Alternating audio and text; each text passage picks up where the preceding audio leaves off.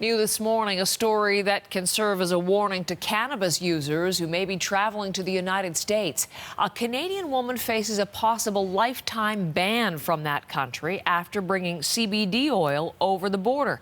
As John Paul Tasker tells us, the woman thought the cannabis-derived pain reliever was allowed because it's legal in the state where she was going. All along the world's longest border, there are signs warning travelers not to bring cannabis across the border. That's because cannabis is still strictly illegal in the United States. In fact, it's still on par with heroin, so it's prohibited at all border crossings. And one Canadian woman found out this past weekend that it's not just cannabis buds, it's not just cannabis leaves, it's not just cannabis joints that will find you on the wrong side of the law, and that's because she was carrying CBD oil, something that she uses to treat pain associated with scoliosis. It's the non-psychoactive component of the cannabis plant that many people use to deal with pain, to deal with anxiety, to deal with sleeping disorders.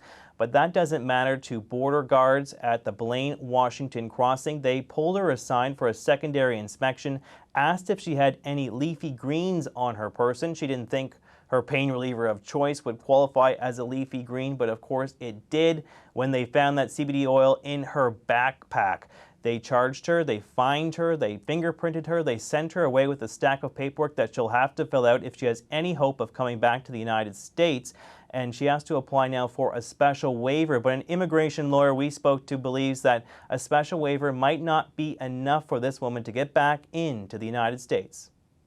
Even though she made an honest mistake, if the officers deem that she had a controlled substance with her and she admitted to it, then she's inadmissible for the rest of her life.